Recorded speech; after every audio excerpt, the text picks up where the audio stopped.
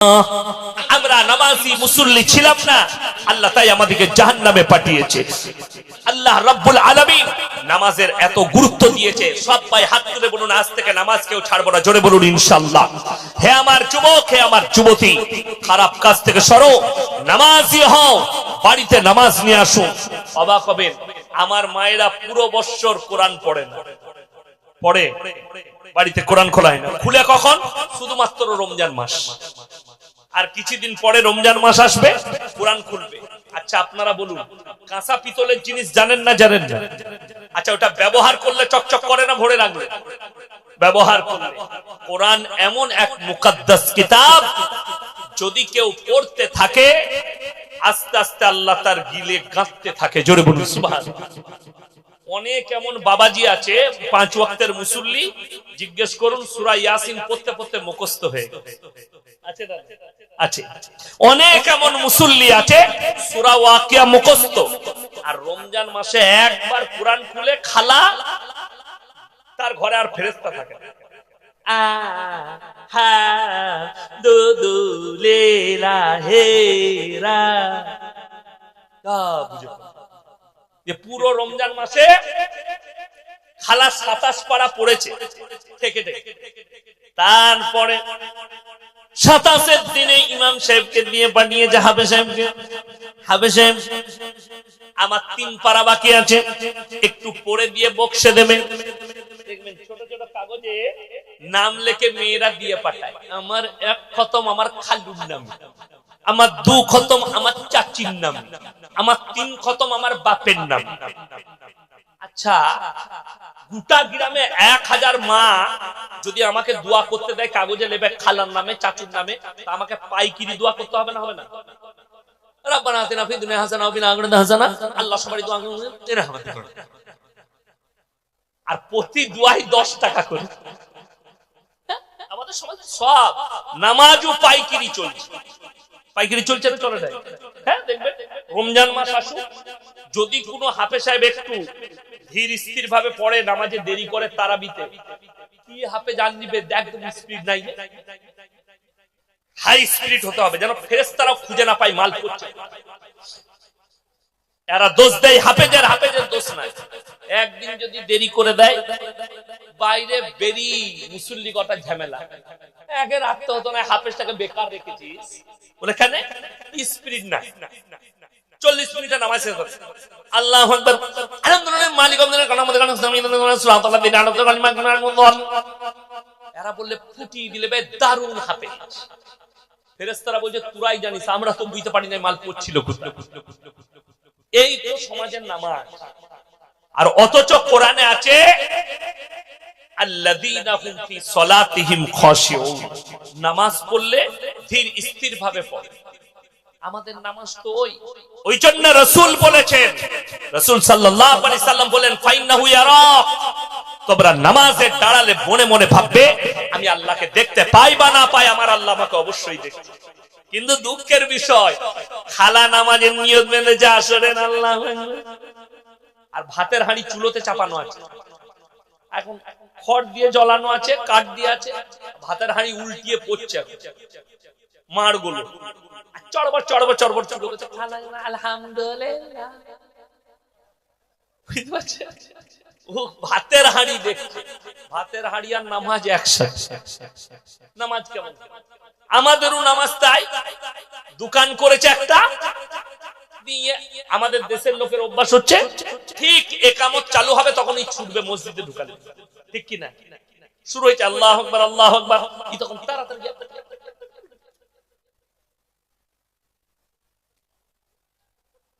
নিয়ত বেঁধে আর মনে পড়ছে না ক্যাশ বাস্কতে চাবি লাগিয়েছি না লাগাই। নামাজটা কেমন হবে? ক্যাশ বাস্ক আর নামাজ একসাথে, ওই রকমই নামাজ হবে। ওই জন্য রাসূল সাল্লাল্লাহু আলাইহি সাল্লাম বলে দুনিয়ার হাজত সেরে নিয়ে নামাজে দাও। মা তোমার ভাত হয়ে গেলে তারপরে নামাজটা পড়ো, আর তা না হলে ভাতটা নামিয়ে দিয়ে নামাজটা আদায়। দুটোর মধ্যে একটা কাজ ফেলে রেখে ওই নামাজ। আমি তখন তালবিলি, বুঝতে পারলে, ছুটিতে আসতাম, ইমাম সাহেব না থাকলে আমাকে বলতো ইয়াসিন নামাজটা পড়িয়ে দেবে। তো আমি একবার নামাজ পড়তে যাচ্ছি আসরে, তো পুকুরের পাড়ে এক দাদির ঘর, দাদি দেখছি নামাজের নিয়ত বেঁধেছে, আল্লাহু আকবার। এখন বৌমারা ঝাঁটা খুঁজে বেড়াচ্ছে দাদি, কোথায় রাখলে, কোথায় খালা নামাজ আঙ্গুল বাড়িয়ে দেখাচ্ছে। আমি বলি, দাদি এটা কি নামাজ? বলে, তোরা দুদিনকার মলবি, তোরা কি জানিস? আমরা অনেক দিন থেকে পড়ছি, আমরা খালি কবরে যা খালা বুঝতে পারি। সমাজটা অর্ধেক শেষ হলো কার হাদিসে? দাদির আর খালার হাদিস, হাদিসুন নিসা। আমাদেরকে দুটো কাজে রেখেছেন আপনারা মৌলবীদিকে। কটা বললাম? দুটো, হলে আর মোলে। বলে বাকি? বলে বাকি সব খালা ঠিক করে নিবে। কি করতে হবে? লোক মরে গেছে 4 দিনে, 3 দিনে, 40-এ, 40-এ, 70 ফায়দা, খাটে উঠা, নফল। আর 40 দিনে তো মিলাদ এমন ভাবে দিচ্ছে মনে হচ্ছে যেন ওর বাপের বিয়ে।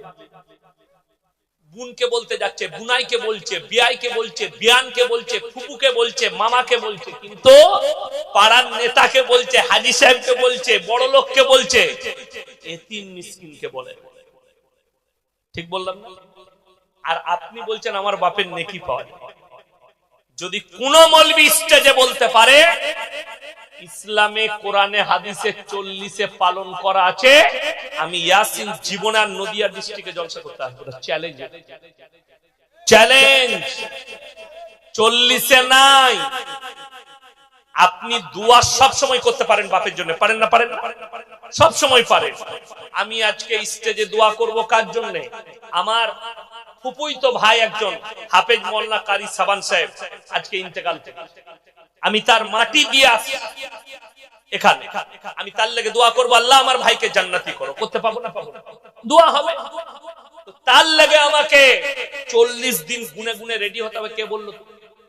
কোথায় পেলে সমাজ? আর আমাদের দেশে মদ খা, গাঁজা খা, সুদ খা, বাড়ি খা, পাপের সাগরে ডুবে থাক।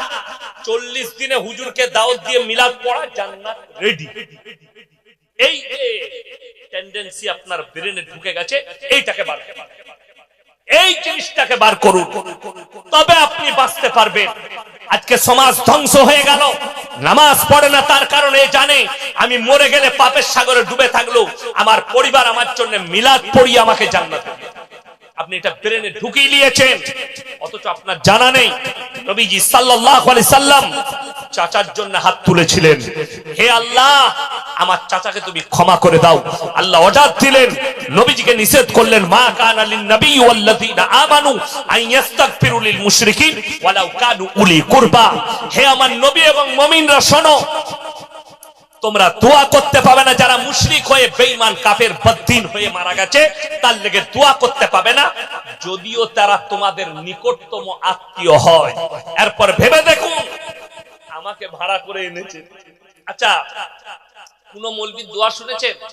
আল্লাহ আমাকে দেশি মুরগি দিয়ে ভাত দিয়েছে, ফ্রাইড রাইস খাইয়েছে, আল্লাহ গাওয়া ঘের পরোটা খাইয়েছে, আল্লাহ আমাকে 10,000 টাকা দিবে, এর বেটা 4 বোতল মদ খেয়ে বেথুয়ায় অ্যাক্সিডেন্ট হয়ে মারা গেছে, আল্লাহ একে যা হোক করে জান্নাতে প্রবেশ করাও।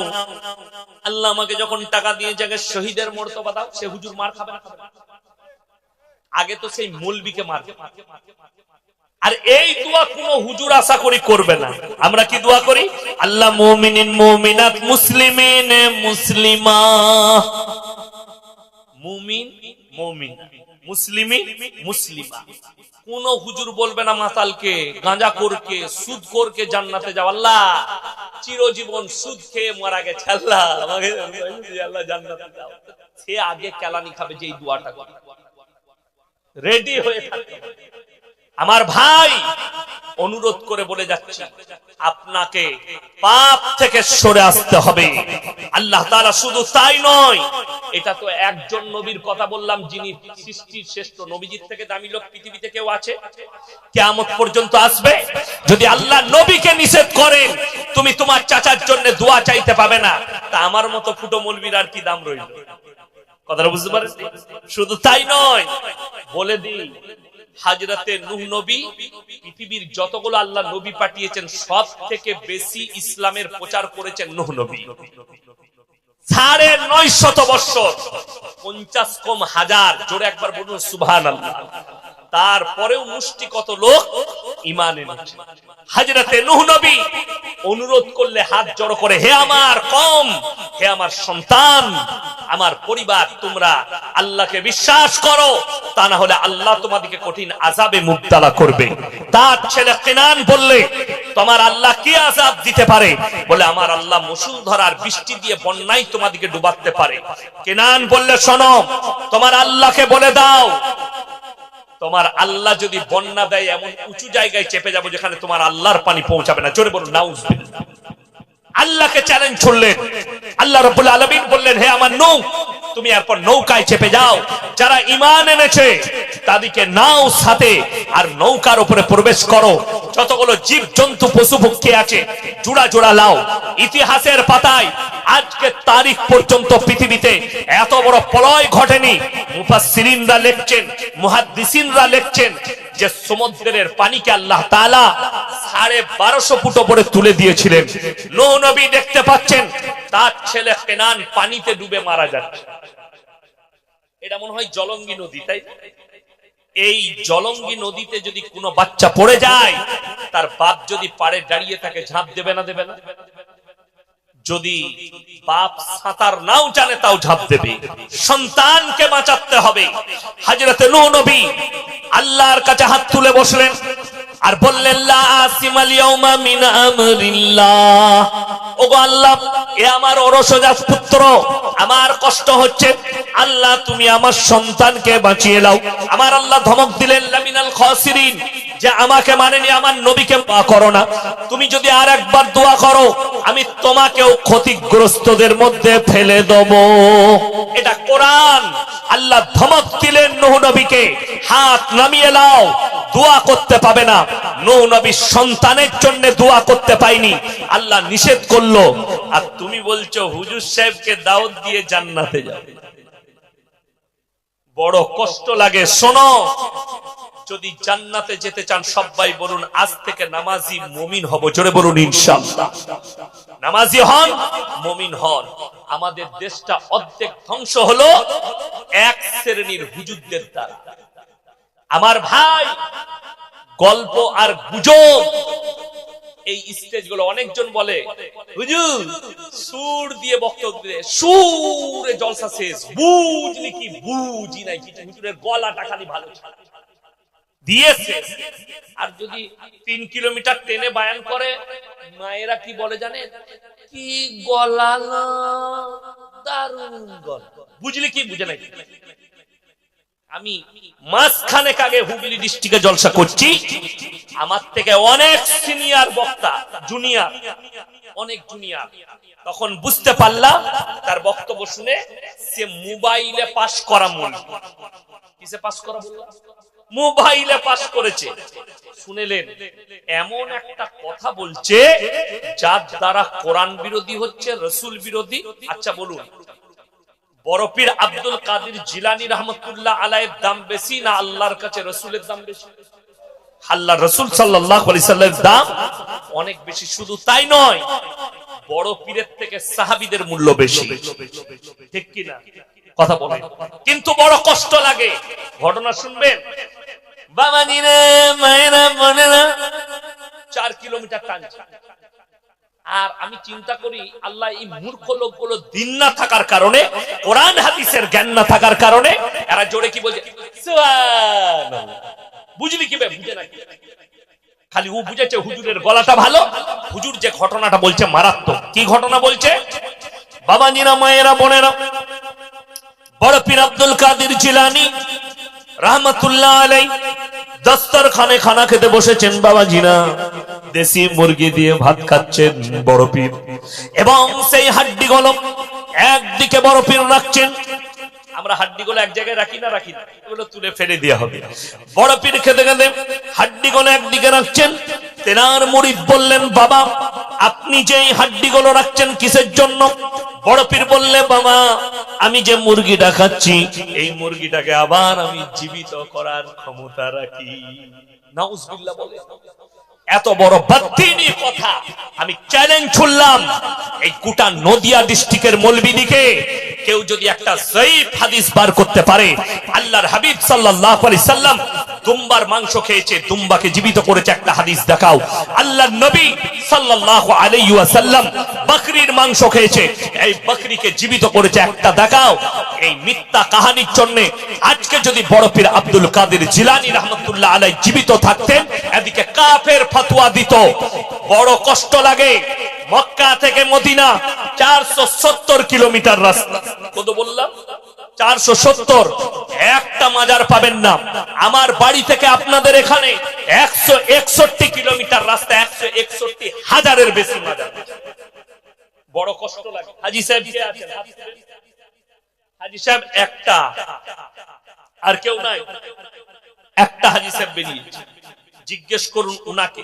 একটা মাজার পৃথিবীর দামি লোক শুয়ে আছে কোথায় মক্কায় মক্কার উহুদের প্রান্তরে লোহার ব্যারিকেড দিয়ে ঘেরা আছে যুদ্ধের ময়দানে 70 জন সাহাবী শহীদ হয়েছেন তাদের মধ্যে এমন একজন সাহাবী শুয়ে আছেন তিনি হচ্ছেন নবীজির চাচা যান হযরতে আমিরে হামজা রাদিয়াল্লাহু তাআলা আনহু যুদ্ধের ময়দানে জিনার বুকটা চিড়ে কলিজা থর বার করে চিবিয়েছিল বড় কষ্ট লাগে হাজী সাহেবরা কবার সেখানে সিজদা করেছে জিজ্ঞেস করে আমরা বলি আমাদের দেশে আল্লাহর কাছে যতগুলো পাপ আছে সবথেকে ডেঞ্জার পাপের নাম হচ্ছে শিরকের পাপ ঠিক কি না আল্লাহর কাছে সবথেকে বড় পাপ শিরকের পাপ আপনি ভেবে দেখুন একটা অমুসলিম ভাই সে তার অনুষ্ঠান করে সে তার ধর্ম পালন করে একটা মাটির মূর্তি রেখে সেখানে সিজদা করে ইসলাম বলছে এটা শিরক আল্লাহ ব্যতীত অপরকে রব হিসাবে মানা